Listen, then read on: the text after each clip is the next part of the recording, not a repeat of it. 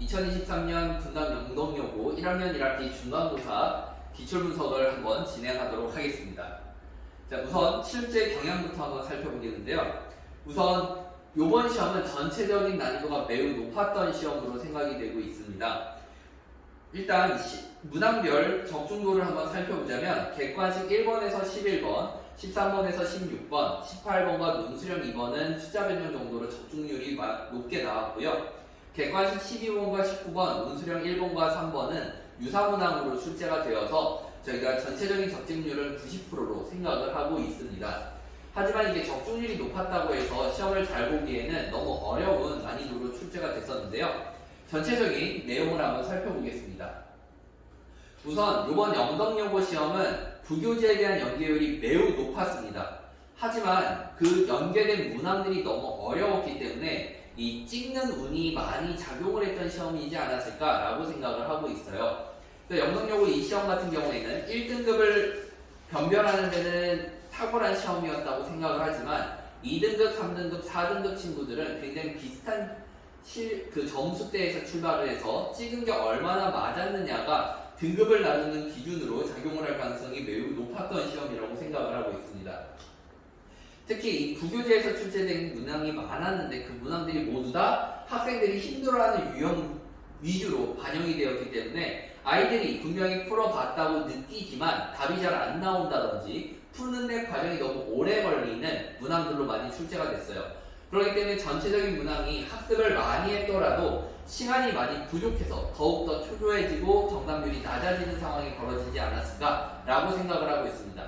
전체적인 학생 동향들을 살펴보아도 평소에 매우 열심히 하고 또 노력했던 친구들이 70점이 나오거나 70점이 채 안 나오는 상황이 굉장히 많이 벌어졌고, 그렇기 때문에 학생들이 굉장히 많이 낙담을 했는데, 이 상황들이 학교 시험이 어렵고 상당히 까다롭게 출제됐기 때문에 벌어진 상황이라 열심히 했던 친구들은 너무 낙담하기보다는 심기일전에서 그 다음 시험을 더 준비하시는 게 중요하다고 생각을 하고 있습니다.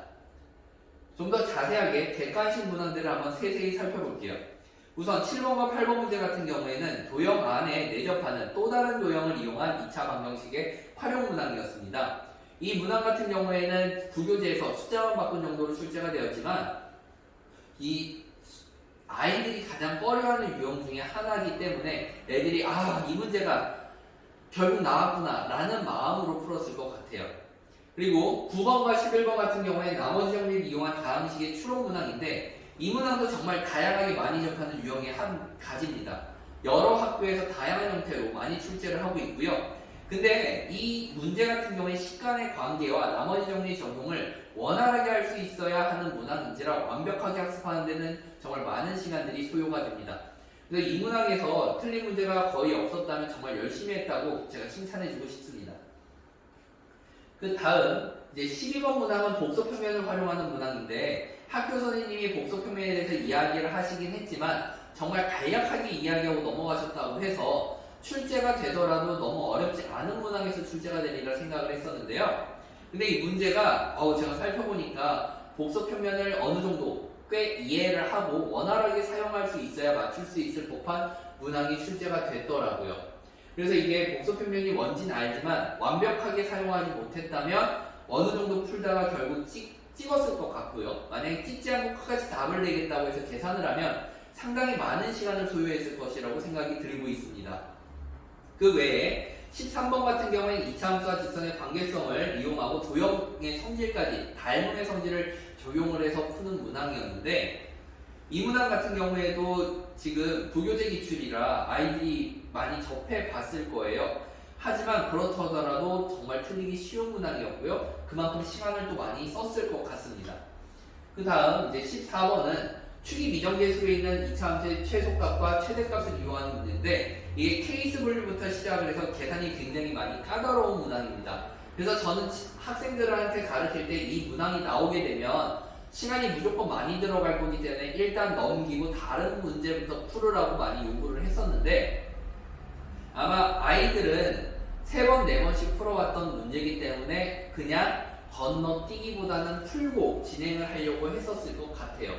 이게 몰라서 못 푼다기보다는 시간이 굉장히 오래 걸리고요. 또 계산이 많이 들어가기 때문에 고생하는 문항이라고 저는 생각을 하고 있습니다. 그리고 이제 15번 같은 경우는 제한된 범위 안에서 그래프의 기형을 추론하는 문제인데, 이게 주어진 조건에 부합하는 그래프의 기형을 추론하는 것으로 이거는 그나마 좀 쉬운 편이라 많이 풀어본 친구들은 금방 접근이 됐을 거예요. 하지만 이게 그래프에 대한 이해도가 꽤 높아야 되기 때문에 그 이해도가 낮은 친구들은 풀어봤던 문제더라도 개형을 잡아가는데 시간이 꽤 오래 걸렸을 거라고 생각을 합니다. 그래서 이 계속 이야기 드리듯이 객관식 문항에서 굉장히 시간을 많이 썼을 것 같아요. 마지막으로 17번 문제가 이제 복소수의 식변형 문항인데, 이게 복소수 식변형이 정말 자유자재로 되는 학생이 아니라면 접근 자체에서 난해함을 느꼈을 것 같습니다. 정말 많은 연습이 동반됐을 때 풀 수 있는 문제고, 이거는 정말 열심히 공부한 친구들도 접근이 불가능했을 수가 있어요. 그래서 저는 이 17번이 1등급을 가르는 역할을 하지 않았을까라는 생각을 하고 있습니다.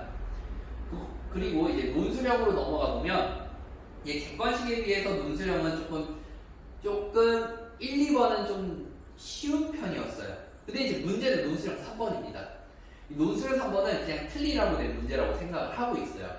제가 이 논술형 3번과 거의 비슷한 문제를 풀어주기는 했어요. 근데 풀어줄 때도 어떤 느낌으로 풀어줬냐면, 낙생고 친구들이거나 대치동 어려운 학교에서는 이런 시험 문제도 낸다 라고 하면서 소개시켜주는 용도로 두 문제 정도를 풀어줬었고, 일반고에서는 거의 출제가 되지 않으니 한번 배워보고 연습해보는 정도로 체크하자라고 하면서 풀어줬던 문항이 학교 시험 문제로 나왔습니다.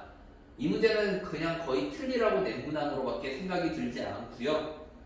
만약에 3번까지 풀었다면, 완벽하게 풀었다면 그 친구는 낙생고에서도 1, 2등급 받을 수 있을 정도의 훈련이 된 친구지 않을까라는 생각이 들고 있습니다. 자, 이렇게 지금 전체적인 중간고사 문항 분석을 한번 들여다봤는데요. 이 중간고사 내용을 토대로 저희가 이제 기말고사가 어떻게 준비가 돼야 될지를 한번 이야기를 나눠볼게요. 우리가 이 중간고사 문항들을 잘 보면 일단 기본적으로 학교 부교재의 연계율이 매우 높게 출제가 됐습니다. 난이도가 매우 높더라도 부교재의 연계율이 높다는 건 매우 의미가 큽니다. 일단 공부해야 될 방향성이 명확하게 정해져 있는 거고요. 그렇기 때문에 우리는 우선적으로 부교재에 있는 문항을 달달 외울 정도로 반복을 해야 된다고 생각이 들어요. 그래서 저희 학생들은 이제 5월달 시작이 되면 개념진도 함께 부교재를 바로 풀기 시작할 거고요. 6월이 되기 전에 부교재를 모두 다 정리하는 걸 목표로 할 겁니다. 그런 다음 6월부터 7월 중순에 있는 기말고사까지 약 6주간 부교재에 있는 문제를 최소한 4번에서 5번씩 반복을 하면서 모르는 문제는 외워서 풀도록 그런 식으로도 세팅을 할 예정입니다. 또한 두 번째로 들여다봐야 될 게, 부교재 외에서 낸 문항들은 내신 킬러 문항으로 출제를 했어요. 이게 모의고사 킬러랑 다른 느낌인데, 내신 킬러는 흔히 교육과정을 벗어나는, 교육과정을 한참 웃도는, 굳이 이렇게까지 풀어야 하나 싶을 정도의 난이도의 문항들을 이야기합니다. 그렇기 때문에 저희가 일단 방향성을 1차적으로 기말고사를 준비할 때 부교재를 완벽하게 외우고 난 다음부터는 낙생고 시험에서 나올 법한 문제들 위주로 정리가 시작이 돼야 될 것 같습니다.